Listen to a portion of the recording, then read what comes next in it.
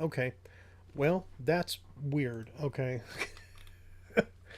uh, I guess I have. Yep. Now you can see me. Now you can see what I'm doing. Are we live finally now? Okay. I've been doing this for like 20 minutes, and that's yeah. And then you can hear me delayed in the broadcast. Okay. So yeah. Okay. I guess we can start over. So I don't know what happened with the beginning of the stream. It didn't. The OBS software did not start the streaming. So I'm going to go back and show you guys what we were looking at before. So thanks for jumping in here at the last minute. Here technical difficulties and so forth. So I'm hoping that you guys are out there now and still watching the show, even though I've been sitting here talking to myself for 20 minutes and, doing stuff, and you guys haven't been able to see any of it. So that's a weird thing to me. So, okay. So starting back over. Hey, welcome to the broadcast. And I'm the Sculpt Dude, Sculpting Live. And tonight I'm gonna be showing you some of the characters that I needed to sculpt for uh, the Counterblast Kickstarter set. So we'll be getting into that again here in just a few minutes. Uh, so let's see. Hey Florian, thanks for jumping in. I appreciate you. I appreciate your patience. Thanks everybody who's been hanging out. Waiting for me to start the thing. I thought it had started, and I looked over and it was like, hey, start the broadcast, and I was like, well, I clicked that and it was not broadcasting for whatever reason. But anyway, so I'm live now. So that's what's been going on here. Okay, so this week, unfortunately, I am not able to make it to Adepticon, and I've been watching Facebook posts and so forth, and everybody's been, checking into the hotel, and they showed pictures of, setting up the event hall and the vendor hall and all that kind of thing, and people have been posting, hey, I'm going through the airport and blah blah blah, and it's just like, yeah, it's killing me because Adepticon is one of my favorite shows. My other favorite show is ReaperCon, and so I try never to miss that. And hopefully we'll be able to get back to Adepticon at some point in the future. And so this, since I'm not going to be there, I am represented by Victoria Miniatures. So I had done this sculpt. I think it was back in January or December or so is when we first started working on that. And Victoria had sent me a brief that was just a description of, and a little sketch and some reference of like what she wanted for the character. And so I had blocked this out and we kind of worked back and forth on it. But I'm going to go ahead and open up the file and show you guys what we had done on that. So I had already had that loaded up and thought that you were seeing that, and we're not seeing that. So let me go ahead and open that file up again. So we're going to go over here and go to the Victoria folder, and it's going to be in here, and it's in here, and it's this.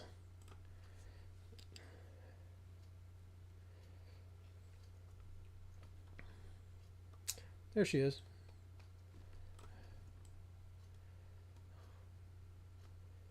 Okay, so, and here, I'm going to take that tab off.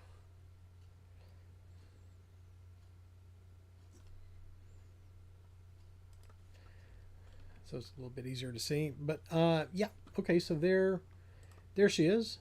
And whenever I had worked on this, I think I sent her a sketch over. I wonder if I have any of that stuff in the file.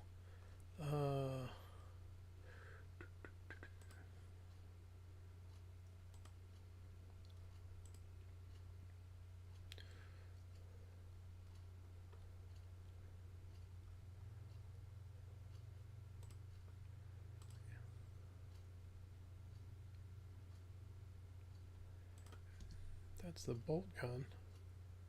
Yeah, I can't remember if I sculpted that or not. I don't know if that was something that she sent me or if that was something I built. But I think she's got a sprue of those on her website where you can actually get just those bolt guns or whatever. Yeah, that's the size block out for the original. That's the original sculpt that I did, the one that she had released several years ago, and I had given her a power sword kind of a thing, and that changed. Oh, and she had a plasma gun. Yeah, this is pretty much the closest the concept art that I can get. Let's see, that's okay. Yeah, this is the work in progress. So I had blocked out the base figure. It's like, okay, well, here's what I'm thinking of. So I just put some basic shapes in there. And these boots or whatever I had made for another set of like legs for some of her other Imperial Guard bits. And then this was my initial pose and kind of what I had blocked out. And so you can see that like on this breastplate, it's kind of rounded across the front, but the basic figure is pretty much there. It's like, well, this is what I'm thinking. So I sent that over to her, and that was these were the before I had posed anything. So this was where I blocked out the shapes, and then I had posed it up and sent that over to her, and then she came back and had some notes on it and was like, hey, put a different sword on it, maybe like a chain sword, and kind of create some angles and so forth on the breastplate or the mantle and all of that. So I made those tweaks, and then I sent at some point I had sent the file over to her, the ZBrush file, and she opened it up and did some stuff and kind of adjusted the pose a little bit and did some other things, and then she sent that back to me with some notes of like, oh, okay, well, here, now do these things and finish it up. So it was a lot of fun kind of collaborating back and forth. I hadn't really collaborated on a sculpt like that with another sculptor before, so it was really kind of cool to be able to do that. And it really allowed for, instant feedback, because a lot of times you'll get, a description or, some concept art or whatever, and you do a thing, and whoever it is that you're dealing with, as far as your client goes, they have an idea of like what they want, and you have an idea of like what you think they want, and then what you want to do, and then trying to get all of that stuff to kind of meld into the actual sculpt is sometimes it's a difficult process or challenging. And sometimes it's not. Sometimes both, you and the client are on the same page. It's like, this is what we want to do. And it's like, yeah, that's a cool idea, and let's do it. And here is a concept art, that's like, this is the thing, and that you can kind of go from there. With a figure like this, it's like, well, we didn't really have any concept art. I think she sent me like a little doodle or two, but they're really rough. And it was just to get kind of a basic idea. I don't have that in my folder, but I think it was in the email that she sent me. But anyway, so this is the final figure, and so I'm not sure how you're going to wind up being able to get this figure. It's the AdeptiCon exclusive for Victoria Minis this weekend, but I don't know. Before, she's had those available on her website. So if you go to VictoriaMiniatures.com or the website, it'll be available, for sale like the previous ones were. I don't know if she's going to be selling this one on her web store or not this weekend. I went and checked it earlier, and I didn't see that there was a link or anything that was posted on there.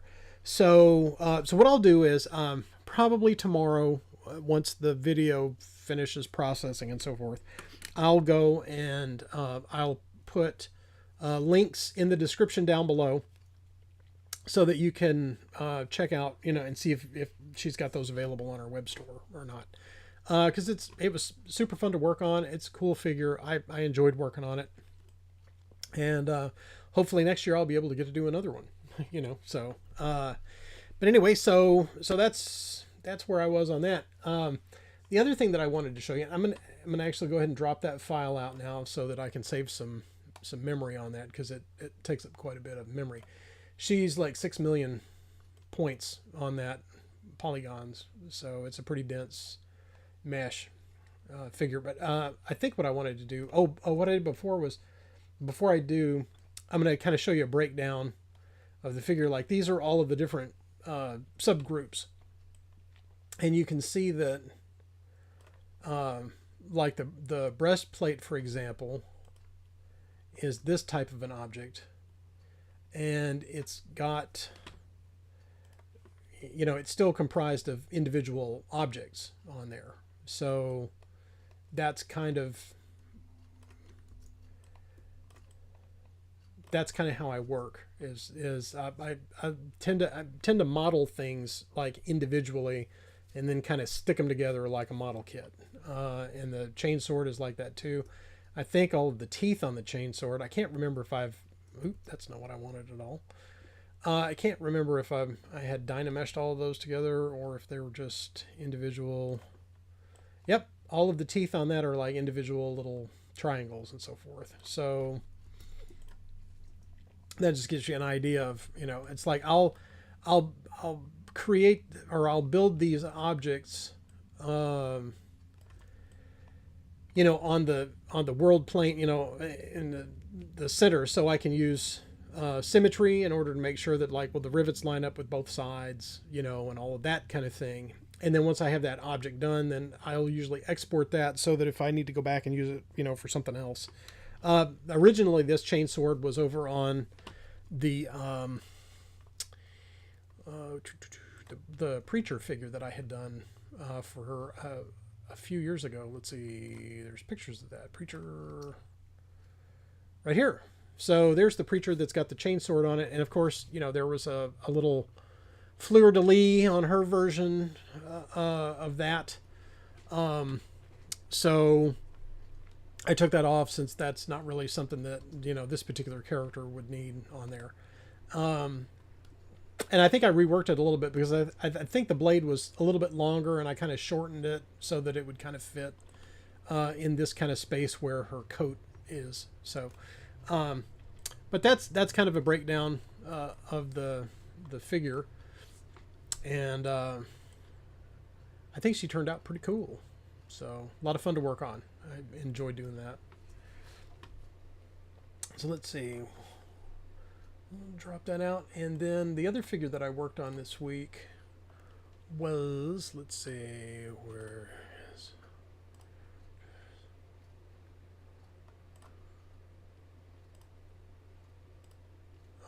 and I'll load this version of it because this has already been dynameshed.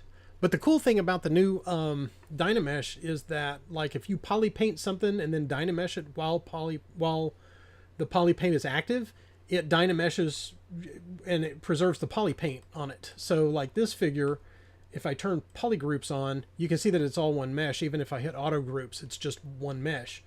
But it's still got all of the poly paint data on it from the original sculpt, because this figure, like I showed you from Victoria's figure, all of the components are, you know, separate things, like the wraps on her armbands, and, you know, her boots and everything. These are like 2 parts, and I swiped these from another sculpt that I had done for some other Counterblast characters and so forth.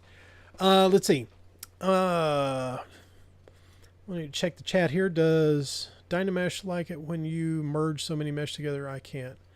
I have to merge only so many meshes at a time. I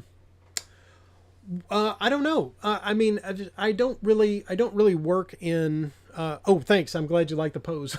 That was a lot of fun.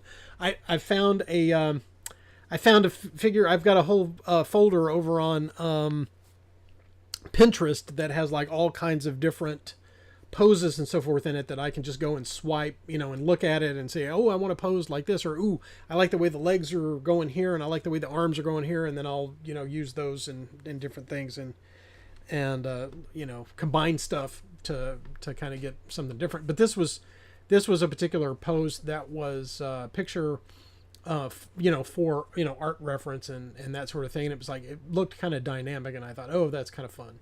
So, but anyway, getting back to the Dynamesh, Like, I tend to try to keep as many separate objects active as I can, because I never know, hey, I'm going to need to go back and change that, or, oh, I need to make this bigger or make it smaller. And you dynamesh a bunch of stuff together early on, you can't go back and edit those.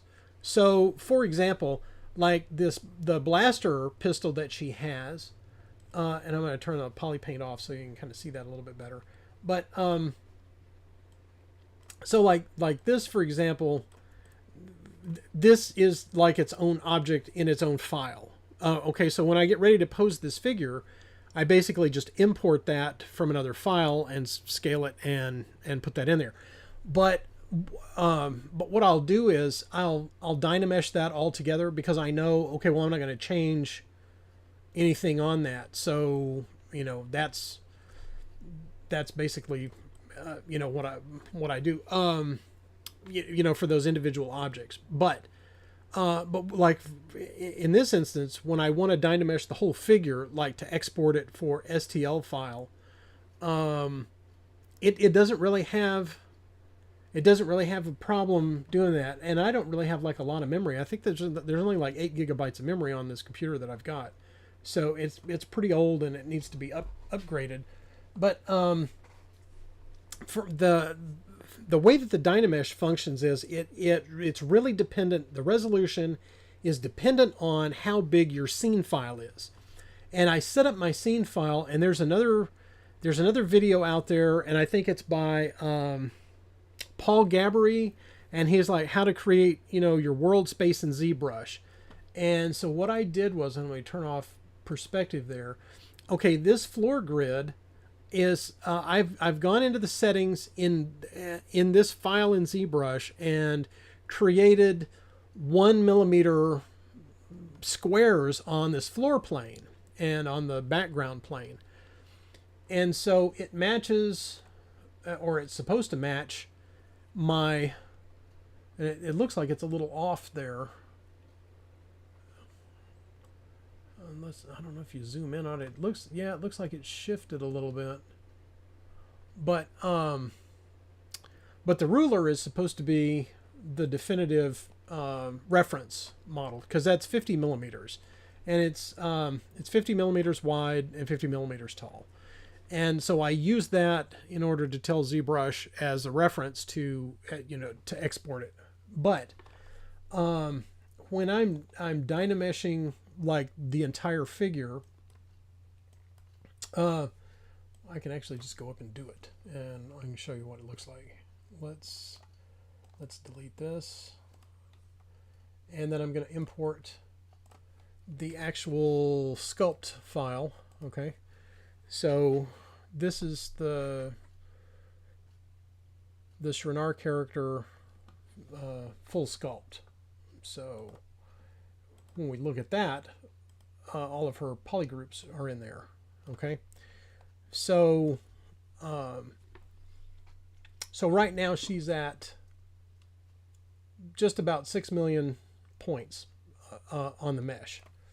Let's turn that floor off because that's creating some problems. Okay, so what I would do is when I get ready to mesh this file to export it for STL or whatever, I'm gonna go over here to the geometry tab, and let's turn off polygroups.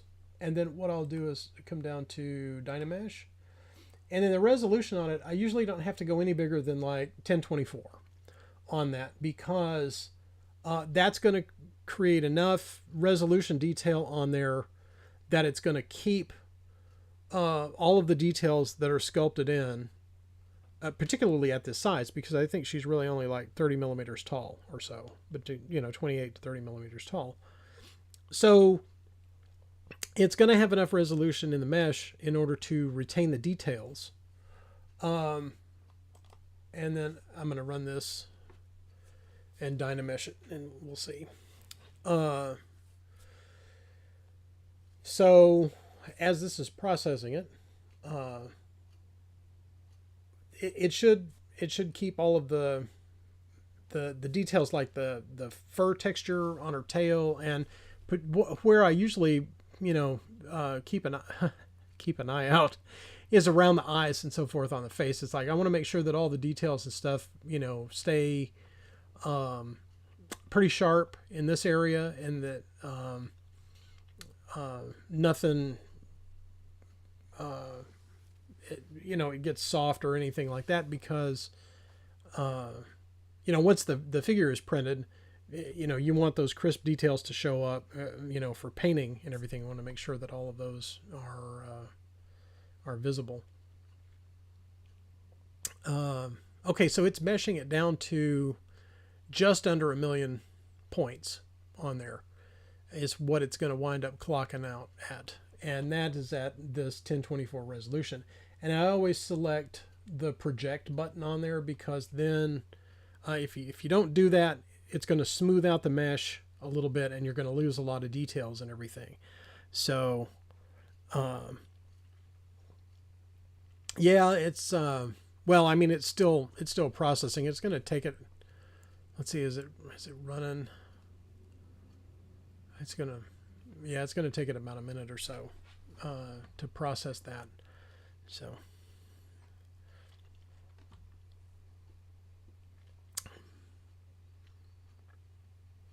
but yeah, so my goal on the final mesh before I get it ready for export is I want to get it around the 1 million or under, usually about 700,000, 800,000, you know, like this is going to wind up being, it's in a pretty good range.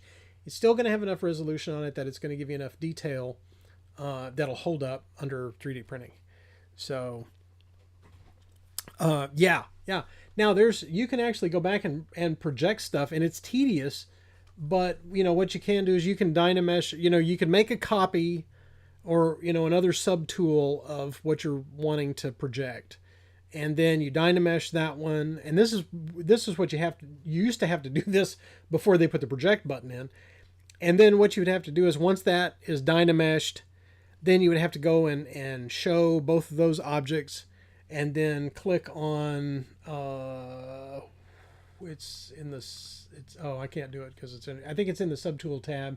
You click on project, and then it takes the new meshed object and projects it, you know, from the other one, and so projects all the details back onto it. And it was like this, you know, process that you had to do every time.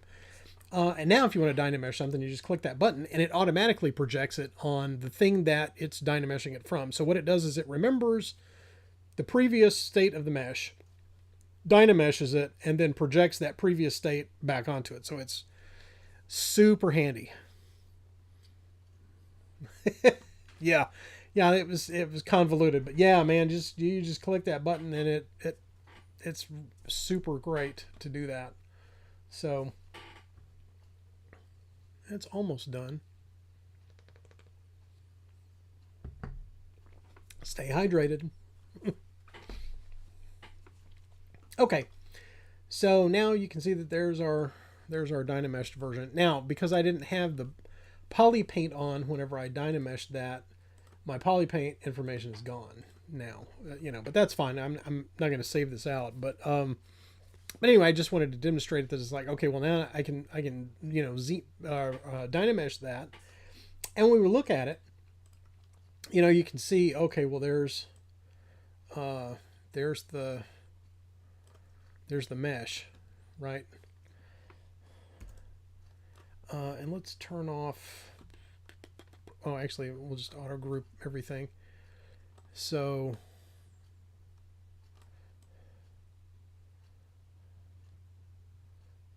yeah.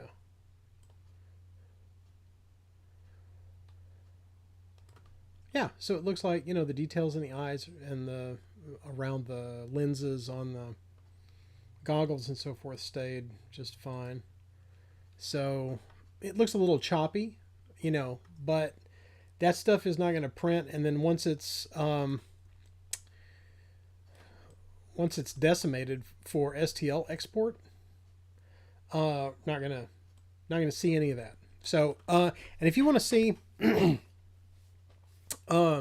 if you want to see this whole process of taking a finished sculpt and dynameshing it and exporting it as an STL file and getting it ready as a print file. I recommend watching the episode, not the last episode, but the one before that, that's all about 3D printing. And so I take you through that entire process, so you can go back and watch that video, and I go step by step through prepping a figure to go to print and putting in Chitta box and putting supports on it and exporting it, slicing it, and doing all that type of thing. It's all in there. So yeah, so go check that out if you haven't seen that, because there's some little tricks and things in there that I do to get these to get them ready for printing. But anyway, so this is the character that she's on the cover of the book, and so I got her finished this week, and now I've got to do her companion character, and that was the thing that I was going to be working on this evening. So I'm going to go ahead and drop her out, and we're going to go back over to okay, this is the Urzarl character that I had sculpted a while back, earlier, a couple of months ago, last year. I can't remember how long ago it was. But if you check on the YouTube channel here, there's a 5-part video that I've got that's sculpting Urzarl in ZBrush, and I go through. It's not live sculpting like this is. It's sort of a time lapse kind of a thing. So you go through, and I kind of go through the whole process of like blocking out the character and then posing it and doing all that and getting it ready to export for print. So you can kind of see a little bit, it's kind of a quick abbreviated version of sculpting, this particular character. But what I'm doing in here tonight is I'm swiping some of the parts that he has and kind of changing them around in order to save a little bit of time on doing the companion sculpt for the other Shrenar character. So what I've done is I've gone over here and I've imported some of his parts, like his pants, because I wanted to, I don't want to have to resculpt the pants, and they're going to be the same anyway. And so I'm going to save those, and then I got this spats object for his boots, and I didn't want to run the buttons. I'm going to put clasps on that side instead of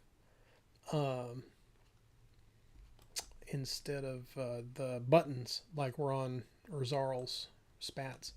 Anyway, so what I've done is I've dynameshed this, or I'm sorry, I've Z-remeshed this so that I could go in and kind of smooth it out and work on the surface of it a little bit. So I'm going to kind of shape the heel some, and then that way I can put different wrinkles and stuff in there. So I want to try to remesh that a couple more times and see how that comes out. So these are all the default settings on Z Remesher, and I'm going to run the process on that. Let's see. It looks like James has popped in. Hey, James, thanks for showing up. Don't worry about being late, man. I ran this show for like 20 minutes thinking that it was broadcasting, and it wasn't. And so I had to kind of start all over again. So you really haven't missed much. So I'm glad you were able to pop in and hang out with us for a little bit. So, okay. So that's remeshed. I can kind of smooth this out a little bit. Ooh, I don't want to lose that. Don't want to lose that seam, because that's one of the things that I wanted this for. Is I didn't want to have to go and make another seam on there. Okay. So I'm trying to decide whether I should. No, I think I'm gonna do this. I think I'm gonna leave it like that, and let's go ahead and put the cuff on there, and we'll get. Oh, where'd it go? That's what I want. Yep. Okay. Go back over here. We'll insert the cylinder. And it's probably like way up here.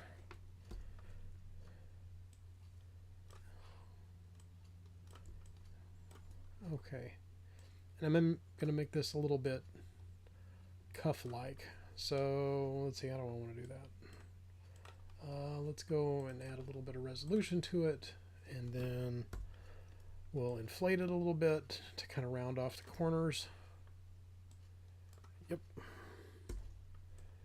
Yeah. And then I'm going to remesh that down.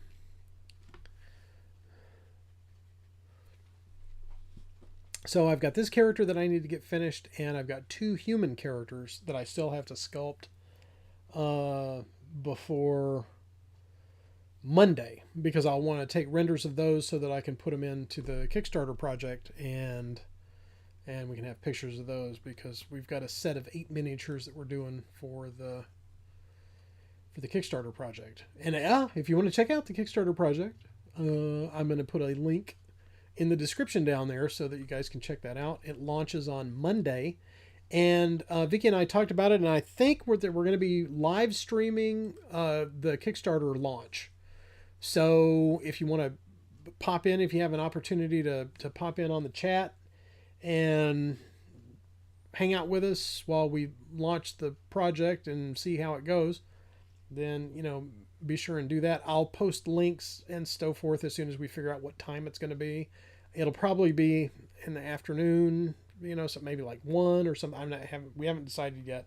We've got to see how much stuff we've got left to do in order to get it ready to go. So, but all of the art assets are just about finished, so I'm pretty excited about that. We got the new cover done. I got all of that rendered and painted this week, and that was a huge challenge. I've been working on the cover for the Counterblast book for like 2 months now. So I started when I started sculpting the Edo and all of that stuff. I've been using those models and then all the new characters and so forth that were going to be on the cover. So I had to paint, poly paint, and render all of those because I don't sketch or draw as well as I sculpt, I guess, and so it's just easier for me to render the figures out and then kind of paint them a little bit in Photoshop in order to have art for that. So it was fun. It was something that I kind of missed doing from back in the day when I used to do RPG work back then. So okay, so it looks like we've got a little cuff there, and I'm gonna need to tweak that a little bit. Let's see, I think let's do this. Let's go in here, and how about we bend it just a little bit? Nope. Is it like that? Yeah. Okay.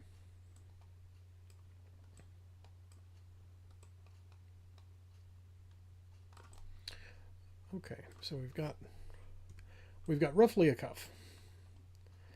Roughly a cuff. I think I need to scoot it. Yeah. And I'm going to pinch it down just a little bit. Yeah, that's a little bit better.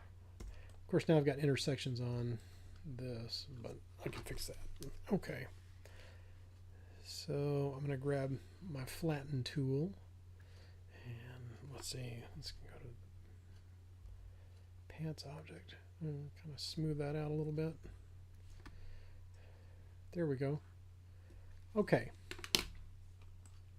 So I'm kind of liking how that's working. So that's pretty good. Let's go back down here, and then we're going to mirror that over. And oh, you're killing me. I forgot to mirror the pants when I smooth that out. So let's go back and undo that, and then I'm gonna click mirror so it's on both sides, and then smooth that out. So there we go. No intersection on that. Okay. Let's see. Let's take those cuffs and put those up here, and then I'm going to go ahead and merge those down onto the pants object and say yes and merge. And then now that I've done that big operation, I need to go back and save my file because it tends to quit on me when I do stuff.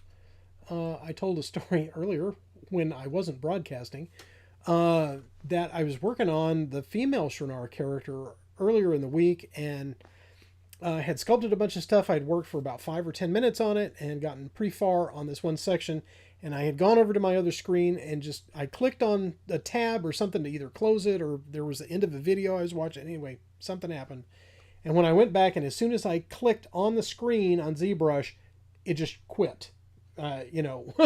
So I was really upset about that. And fortunately, the autosave had gotten quite a bit of it. And so I was able to go into the archive and start it up from there. But I still had to go back and redo a bunch of stuff. So that's one of the things I enjoy doing the most, is having to redo work that I've already done. So, hey, look at that. Steve Sodden has jumped in from Mad Robot Miniatures. Thanks, man, for hopping into the chat. It's good to see you. Let's see. What have you got? Would you mind talking a little bit about the playtesting process you went through for Counterblast? Well, yeah, for the role-playing game, we, Vicky ran some, and this was kind of during COVID, so it was like, it wasn't Zoom, but it was over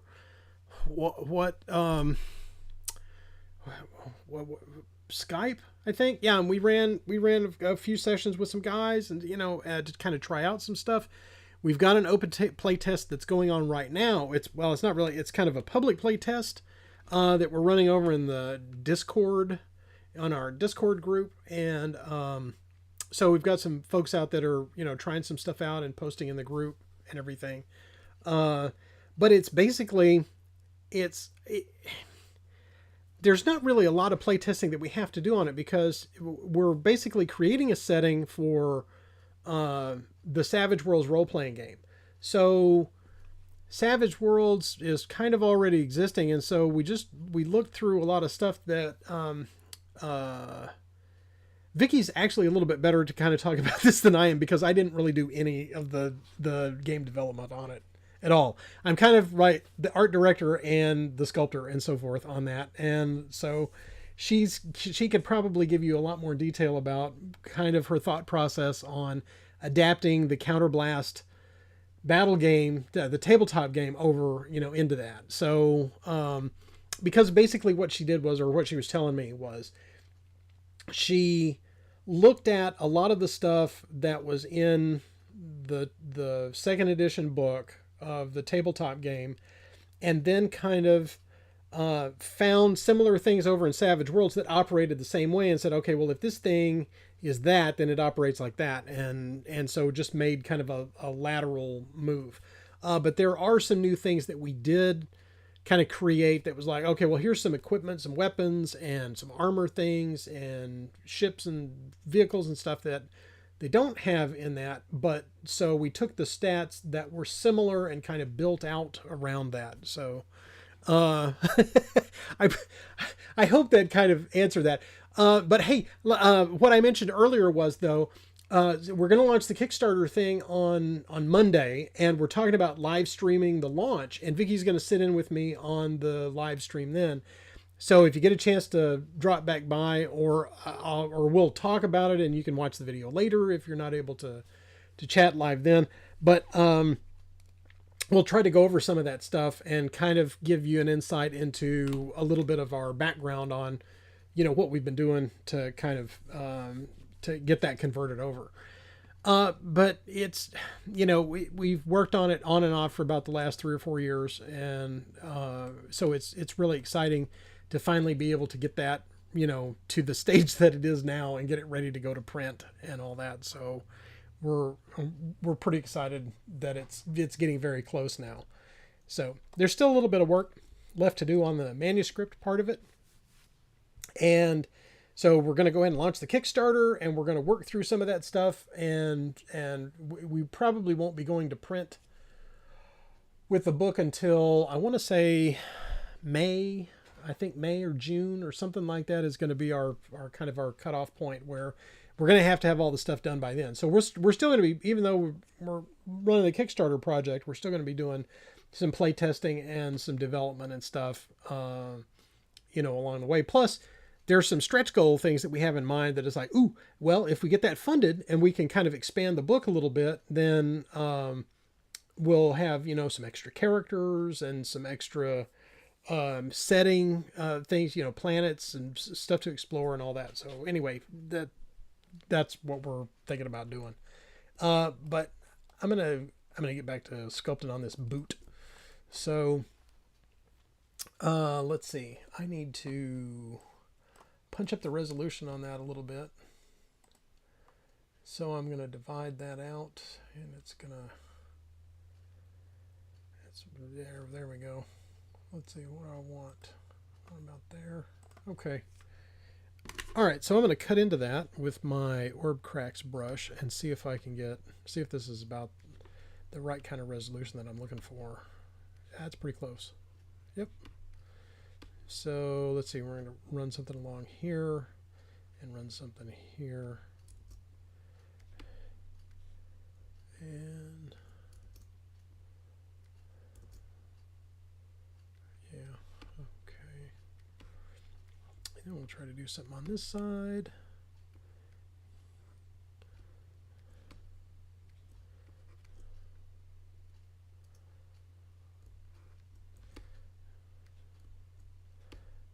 I think I want to crease. Oh, yeah, I want to crease across there. Yep.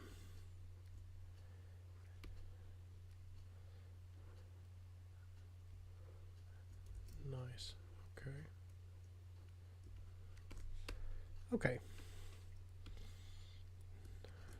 That should be enough for that. Let's see.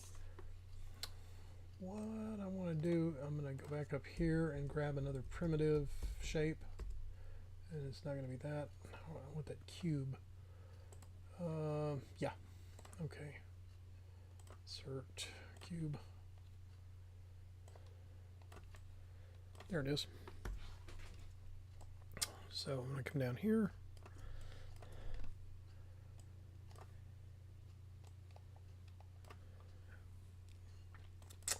And let's punch up the resolution on that a little bit because I kind of want to round the corners off just a tad.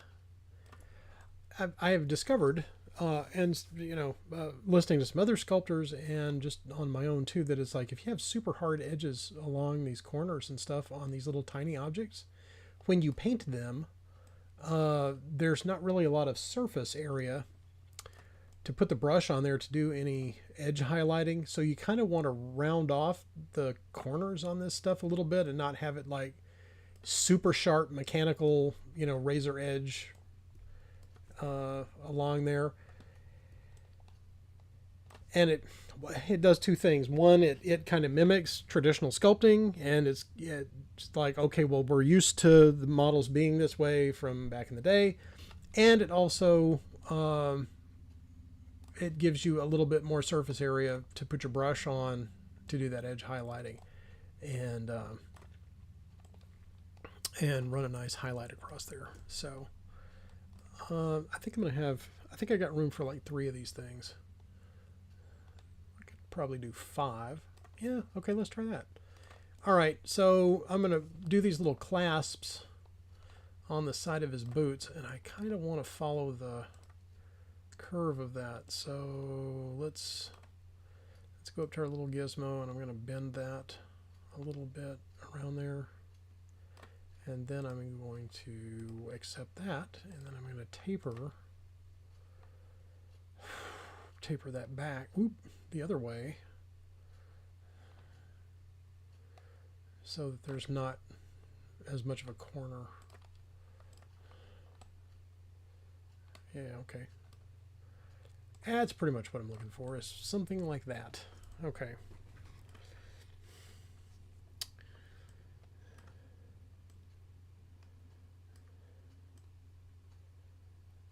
All right. So let's run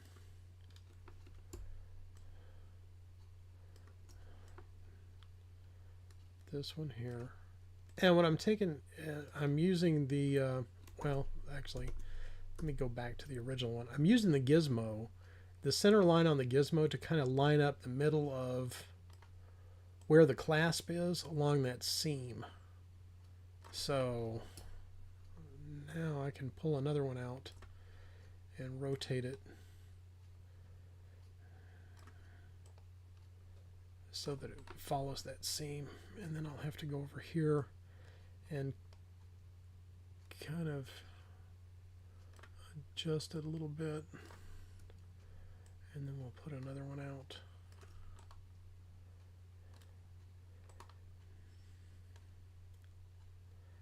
Ooh, hey, you know what?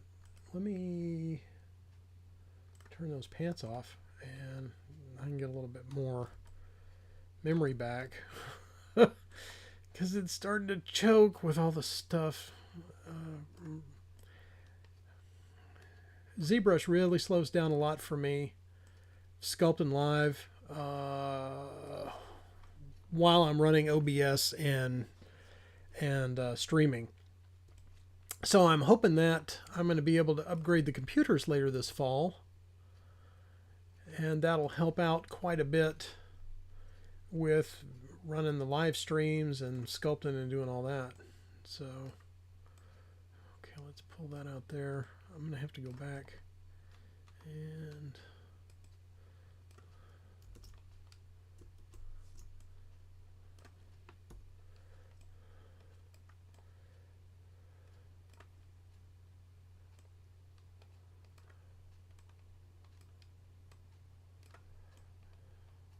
yeah. Okay. So then I'll go back to the boot object and then I go back to the Orbs Cracks brush. Let's see.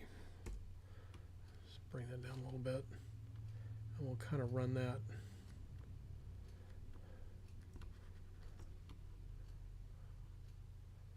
clasp in there. Let's kind of outline some of those a little bit. Okay.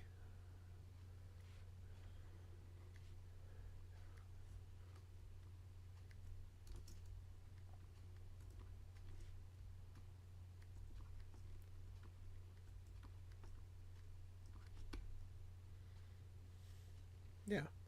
So then we'll run a few little stress creases along that side.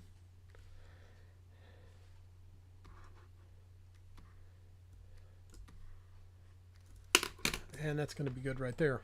Okay. So I think there's only one that I need to still kind of adjust a little bit. All right. So let's go back here, and then I think they're all polygrouped the same, so I'm going to go to auto groups, and this little toolbar that I've got down here at the bottom, that's all custom. There's plenty of YouTube videos out there about how to customize your ZBrush interface, and these are the buttons that I use the most. Actually, there's some of that I don't really use that much anymore, since I've kind of streamlined my workflow a little bit, but they're super handy to have, right down here, because I used to have to scroll down to the menu and find where they were and all of that, and just putting them at the bottom of the screen there in that little dock is super great. And then you can save it out so that every time that ZBrush opens up, bam, you've got your little toolbar down there, and it's super handy. So okay, let's go back to, let's regroup all those, and I'm going to turn that off. Okay, so I think that's going to be our boot. I think that's what I'm going to go with on there. So I'm going to merge that down, and I'm going to merge that down onto his foot, and then I'm going to mirror that over.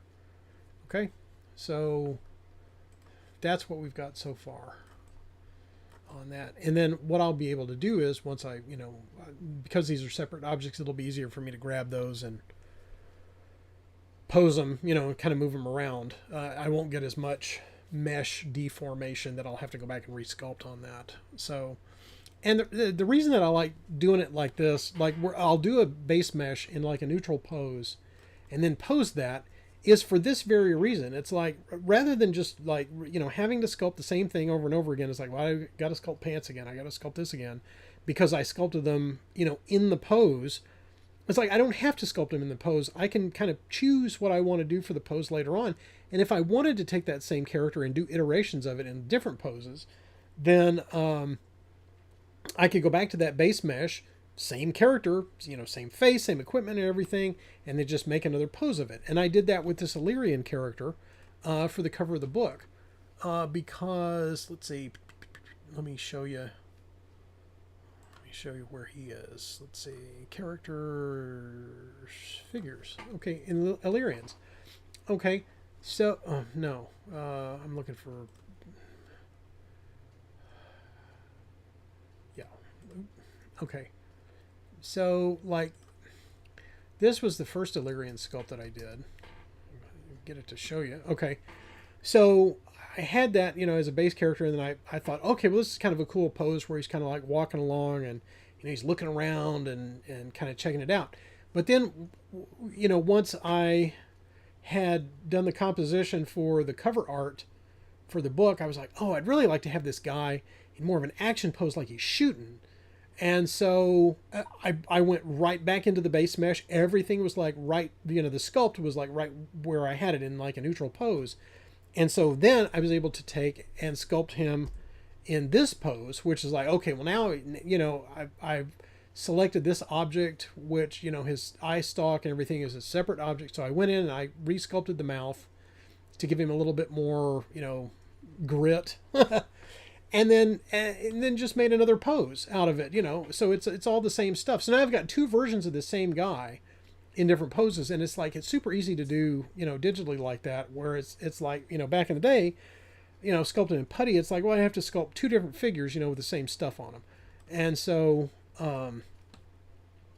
it's really handy, to be able to do that. And when I start working on, doing more of the Galactic Defense Force troops and some of that type of stuff with their spacesuits and everything, that's going to be really handy to be able to take instances of those guys and then pose them and put different heads in them and, different legs and all that kind of thing. So, oh yeah, Stream Deck. That's on my wish list. I have one of those over on my Amazon wish list, and so as soon as we can get some more subscribers and some more stuff where I can start kind of beefing up the YouTube channel, I'm going to do that, and it'll make doing this stuff a lot easier. So, let's see. Okay, so we kind of got this done, and I want to move on. Let's see. I want to look at the. Let me look at his belt. Let's see. I may.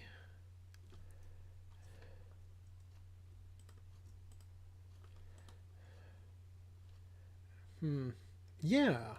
Actually, that's got some different pouches and stuff on it, so I may swipe that same belt. Let's do that. And I think that's all I'm going to get from him. So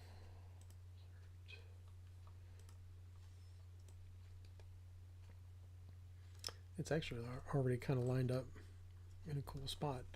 So, okay. So let's go ahead and set this up here. And since I'm not going to use those base mesh legs, I'm going to go ahead and delete that, since I'm not going to need that in there. And then let's kind of work on the belt a little bit and kind of see what we can do to kind of change this. So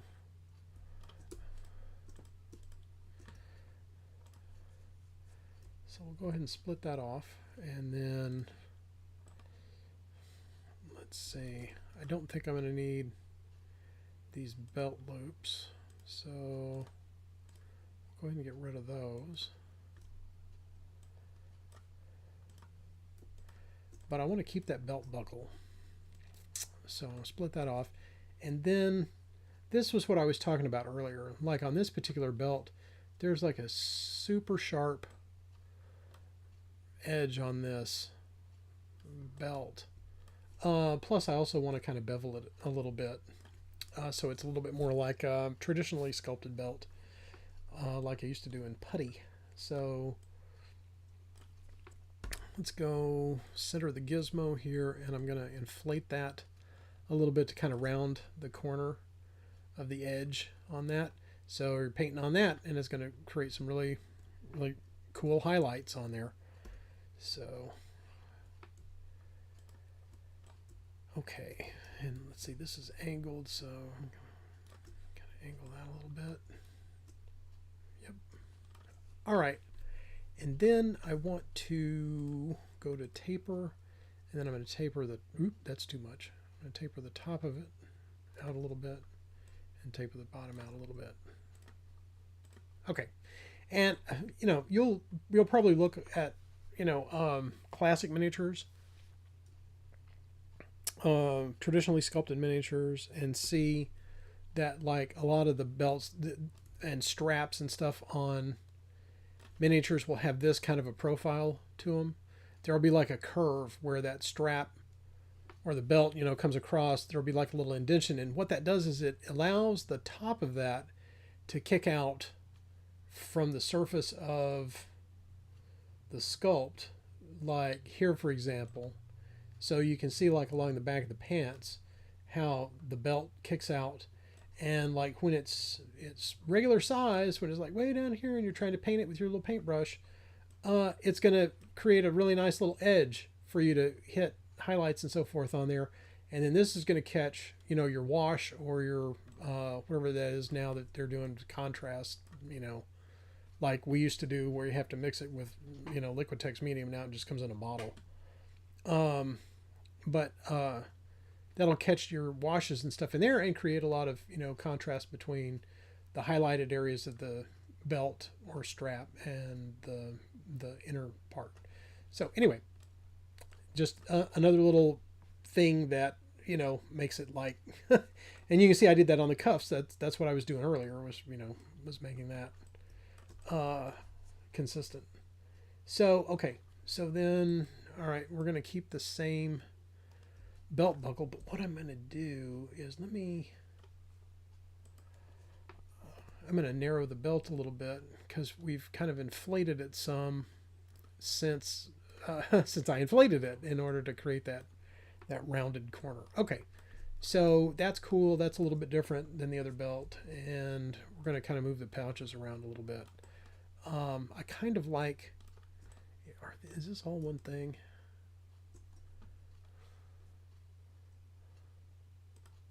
Yes, that's all. Okay, so what I want to do is I want to move this over to the front over here, and where was the other one? Okay,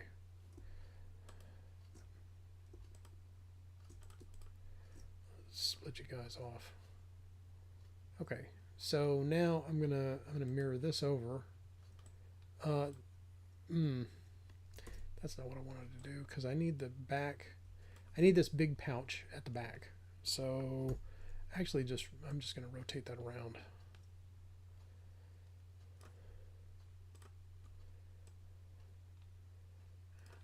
And then I can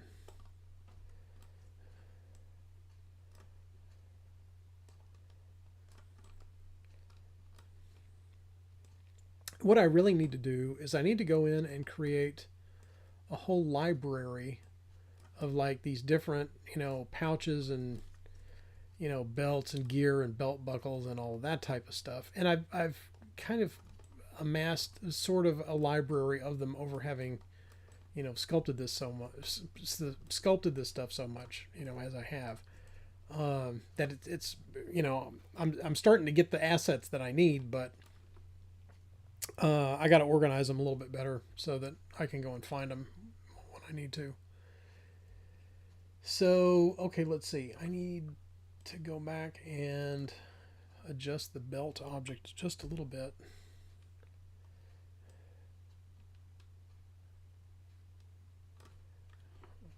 And let's bring...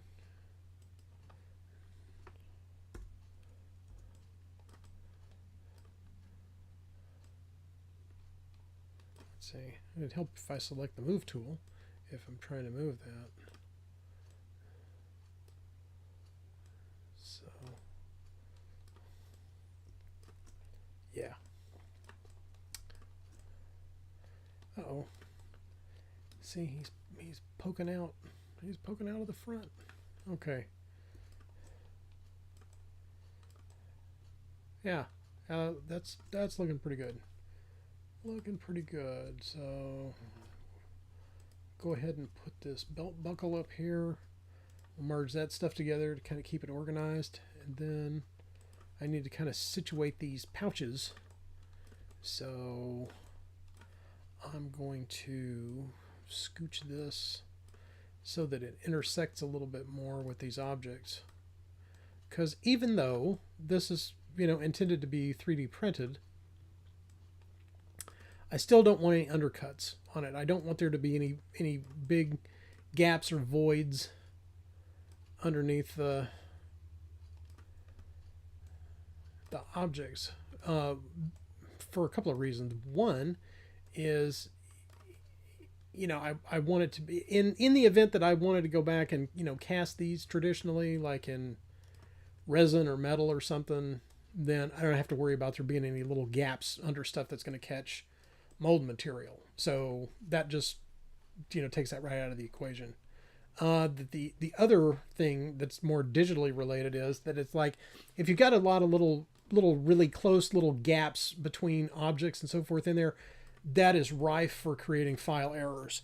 So like when you dynamesh the object, the dynamesh, like if there's two objects that are close together in ZBrush and you dynamesh them, they're going to try to merge, or connect together. And so it's going to create a lot of little geometry in between those two objects if they're not exactly right next to each other. So there's going to be a lot of little voids, and there's opportunities in there for the, what are they called, faces or whatever, to fold over each other and intersect, and it creates a lot of, that it can cause printer errors and just some other things. So to avoid that, you want to have like the things that are supposed to be intersected, like, where these cuffs are, you want to make sure that those are, they're embedded, far enough down in there that it's not going to create a little gap, in between stuff. And it's going to, when it meshes it, it'll create a nice solid shell for the printer to read. So anyway, that's my thinking on that. So let's say, okay, we got the belt, we got that pouch, and then we've got these other little pouches here, and it's like, maybe I'm going to put those on the back. So we'll just move those around over here where the others, well, no, let's see. Let's do this. Let's mirror that over. And then he's got some little pouches on that side. See, and this is the kind of thing that I'm talking about right here. This little space, that little void, in between where the pouches are and the leg and so forth, it's asking for trouble on that, the computer doesn't like it, the printer doesn't like it, and you have to go back and fix it. And the reason that I know that is because I've done it and had to go back and fix it. Because there's errors in the file that it's like, oh, hey, you've got, intersecting things that aren't lining up and they're bad and all this. And the computer, the software is telling you these things. And so then you have to go back and fix them. So I try to head that stuff off as I'm doing it. And that's not what I want at all. Let's go back. So that I don't have to go back and correct stuff. It's like, you do it right the first time. Yeah. I got a funny story about that. I was at ReaperCon one year, and Wayne Reynolds, the artist that's done all of the covers for the Pathfinder books and so forth, had come over from England in order to give a presentation on doing art for role-playing games and so forth. And so I was sitting in, I was like on the front row, you know, like right there where he's talking and everything. He's a super nice guy. And it was a great presentation. And he was, you know, talking about stuff about his experience in the role-playing game industry and his art career.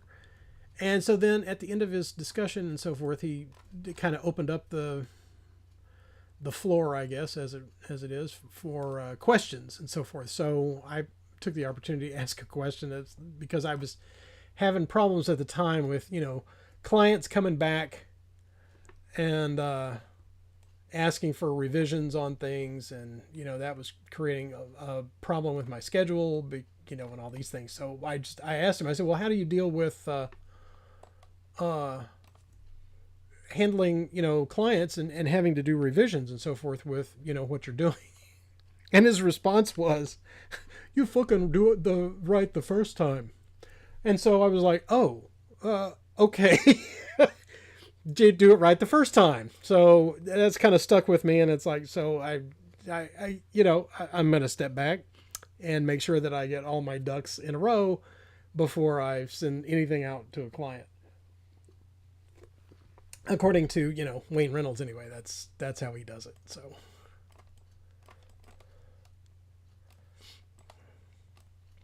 but that's the only time that I know of that he's come over to ReaperCon, and that was really awesome to get to see him talking about his art and, you know, showing examples and so forth of it. It was pretty neat. Got autographs, you know, from him and everything, and he's actually got a Kickstarter campaign that's going on right now for, I guess it's his role-playing game Saints art that he's done, like a bunch of sketches and so forth. So if you get a chance to go check that out on Kickstarter, you know, grab one of those if you can get it, the art, and it looks amazing.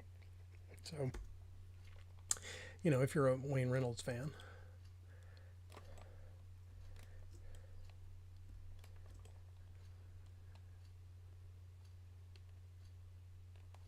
Okay, that's looking pretty close. Now, I'll probably wind up having to go back and readjust those pouches and so forth after I get the shirt, you know, whatever is the torso and everything is, however that's going to go. So speaking of that, we're going to kind of move on and kind of look at the torso. That's actually going to be next, but I think I'm going to have to center that.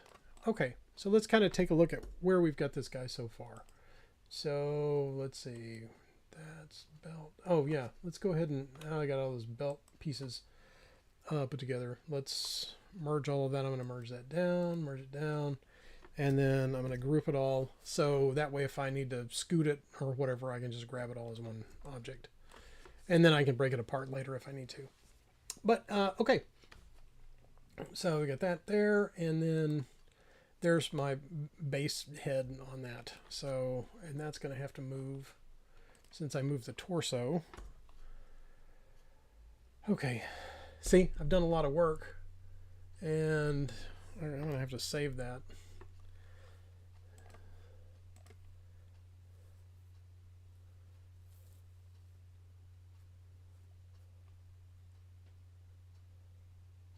There we go. Okay, put this back over here. I'll scooch his arms back a little bit.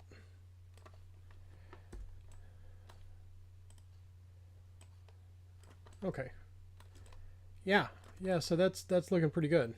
So Vicky always pesters me, like when she looks at this stuff, because I wait until I get the figure completely posed and finished before I'll go back and actually sculpt the tail on it. And how I do that is I've got if you go up here and you use the curved tube brush, let's go down to the pants. Okay, and it's like, okay, so I'm going to put like a tail on here. Okay, so like he's got a tail, right? Let's make that a little smaller. Okay, so like this.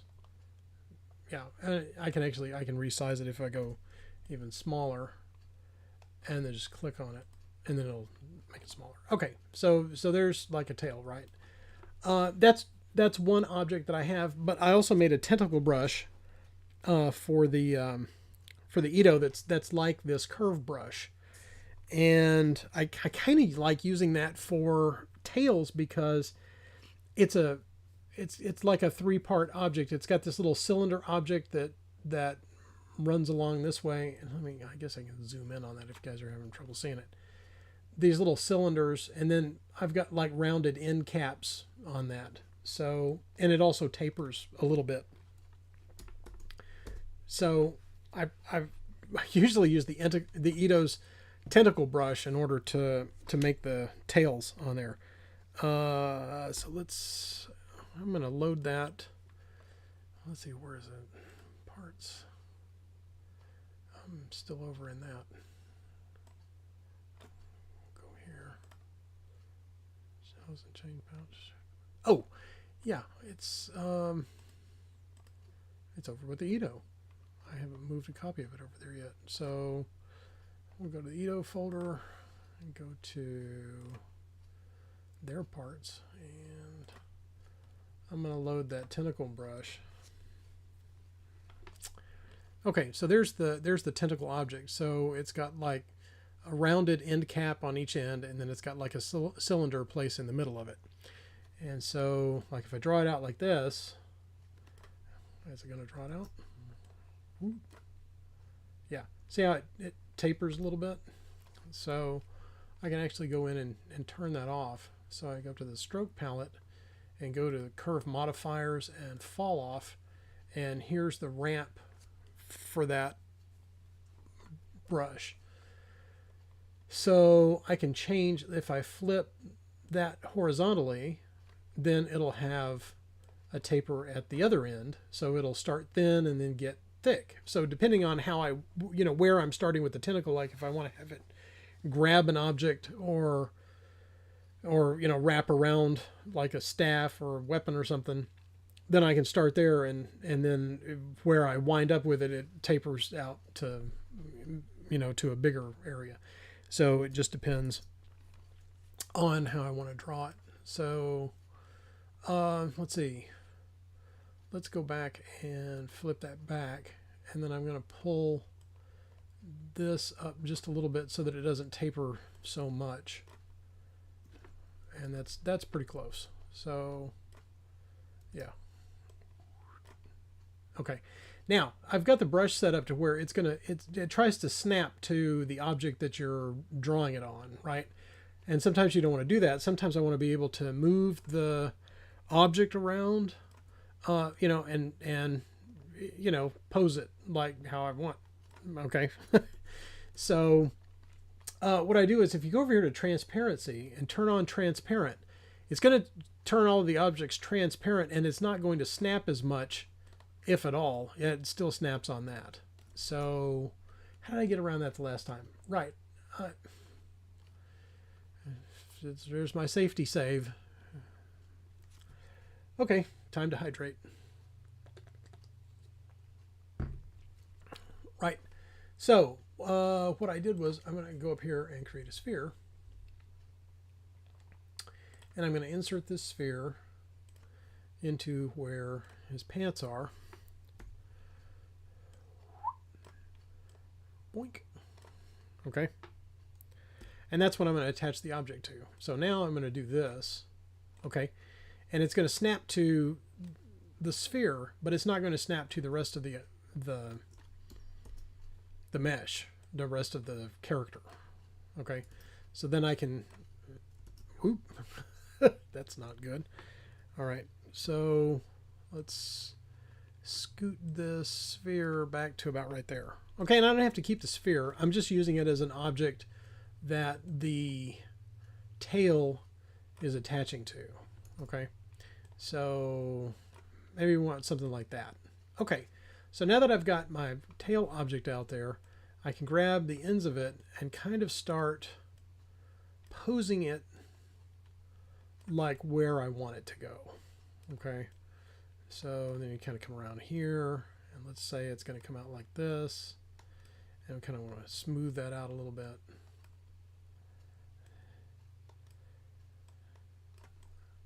Okay. All right.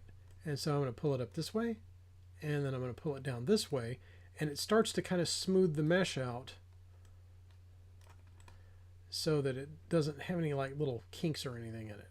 Okay. And then if I want this to be seated under his belt, then I can just put it under there. Oh, but I've still got the sphere object in there. So I can actually I can do that at the end. Okay. So then I will hit the Option or Alt key and click on the sphere. Let's see. Yeah, there we go. Oh man, what am I doing? Now I can't see what I'm doing. Yeah, there it is. Okay. So now I've got this object, and we'll just solo that. Okay, so that's the sphere that I drew the tail out on. So I click off of that to remove the. This is the chain line, okay, that like you can manipulate your object with. Okay, so then once you get done with that, then you hit the Alt key and then remove the I don't even know what it's called. It's like a little chain that you can drag the object around with. Okay, so then I'm going to invert the mask and then go down here and split the masked points. Okay, and since I'm in solo mode, it's only showing one object at a time. And so then I have the tail as a separate object. And then it's just a matter of if I need to go back and make adjustments and so forth on it, I can get rid of this sphere now because I don't need that. And I'm going to turn everything else back on so I can see what I'm doing. And then I'm going to grab my move tool. And because the mesh is pretty low res at this point, I can kind of manipulate it around and still kind of pose it, make little, slight tweaks and adjustments to it. And it's not really going to deform the mesh too much at this point. So I can pull here if I want to kind of add a little bit more of a curve out on that. And let's see, I'm going to kind of straighten this up a little bit. And then what I usually do on these pants is I'll create like a little flap that goes over here that their tail emerges from as a separate object. Okay, but so then I've got this tail object, right? And now it's just a matter of going back, and I can go over here and divide out, add a little bit more resolution to it, bring it up to about 70,000 points or so. And if I wanted to, I could even inflate it a little bit more. So I'm gonna make it a little thicker or whatever if I wanted to, kind of beef it up a little bit. Yeah. So I'm going to push that back down in there. Okay, so I could do something like that. And then if I wanted to, like I did on the other character, if I wanted to widen out the taper of the tail, say that they've got like a plumy sort of tail on the end, and I'm going to go to the inflate brush, and I'm going to kind of inflate that out just a little bit so it kind of widens this out.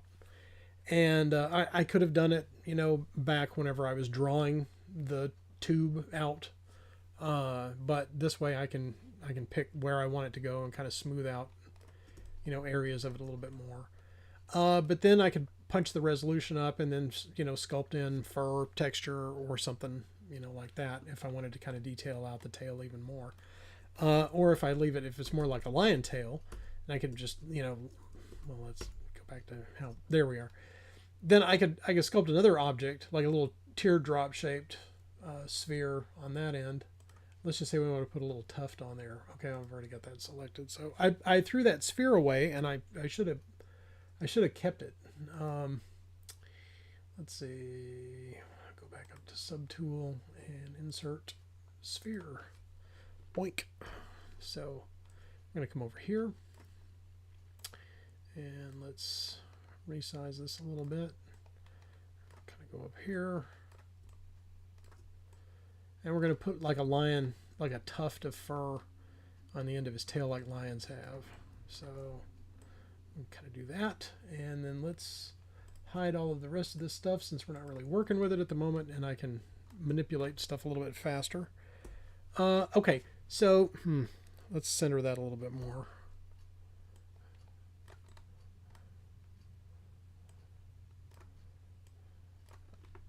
Okay, yeah, that'll do for now.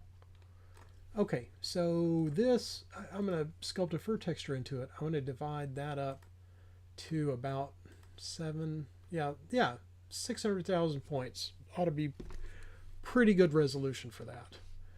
So let's go back to the Orb Cracks brush and make a few things on it. Let's see. Yeah, that looks pretty good. Okay, what I'm missing is, yeah. So we'll go back to the gizmo, and we'll go here, and let's taper. What are you doing? Let's see. Oh, I keep forgetting that. I got to delete the lower res on that. Okay, so let's taper that. There we go. And now I should be able to, I'm going to crank up the intensity on my brush to about 30. And then let's lower the size of it a little bit. And we should be able to get fur texture into it. Man, that's running slow.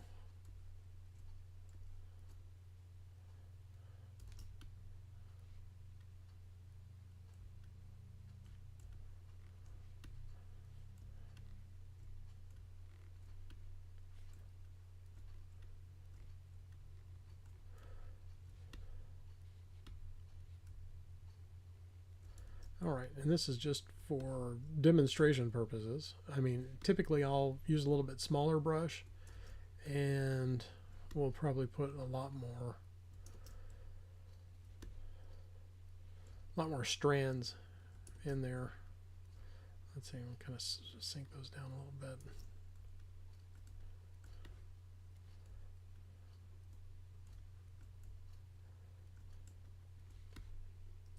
Okay, something like that. All right, let's actually make that a little bit smaller. Okay, then I'm going to go back to the move tool,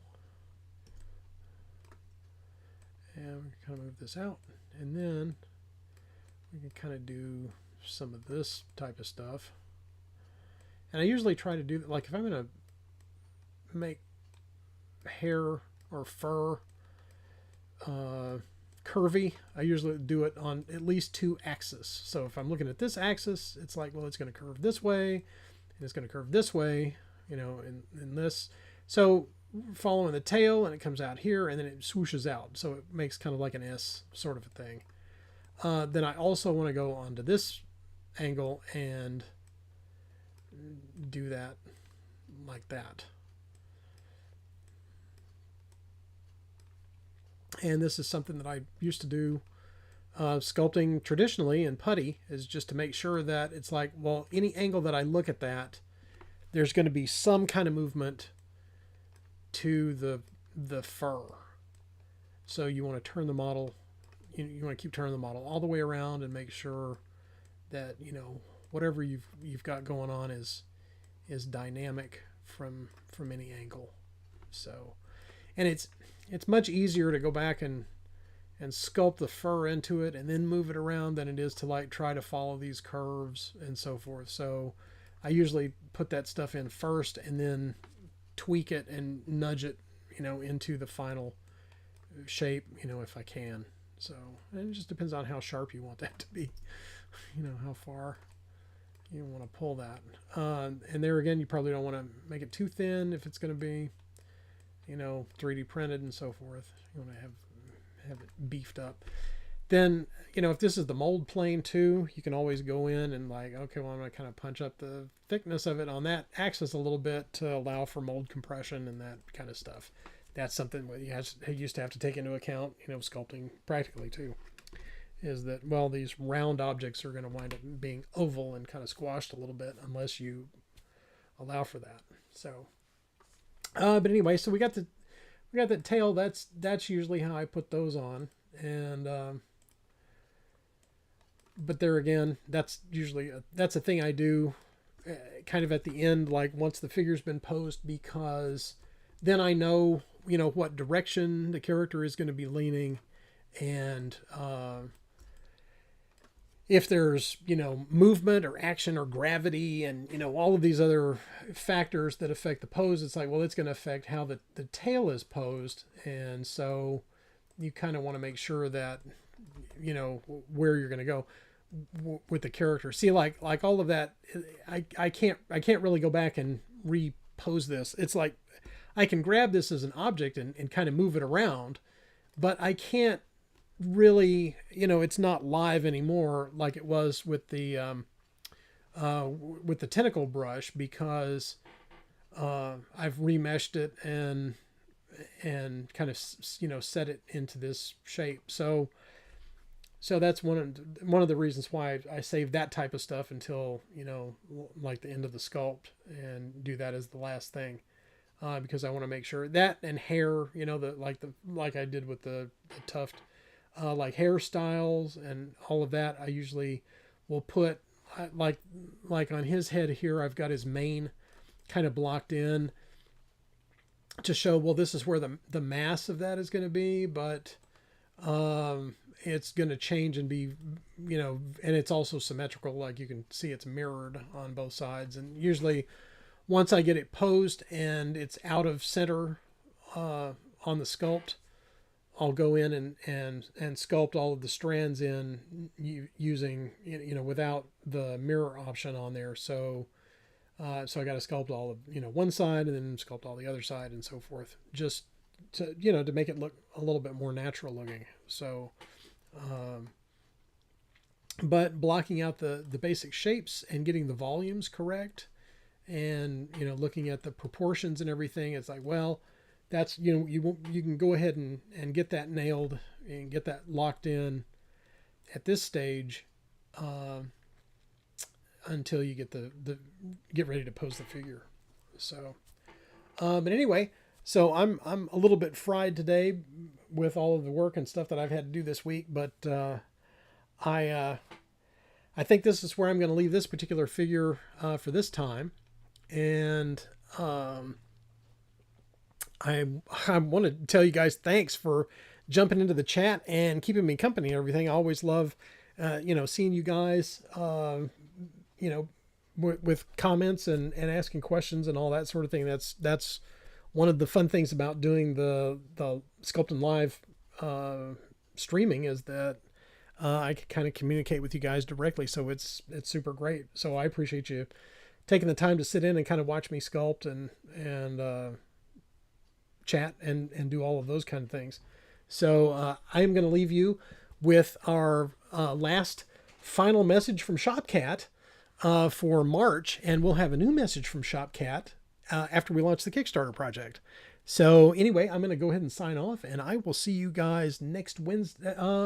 Well, I don't know that we're going to do a stream next Wednesday night, because we're going to be live streaming on Monday, and then we'll be running the project. So we'll probably skip Sculptin Live next week, and then I'll be back the following Wednesday, and we'll start a whole new batch of figures and everything, so you can jump in then.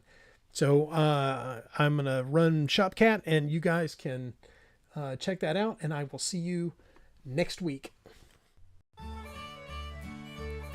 Shopcat says, Riverdance on over to bombshellminis.com.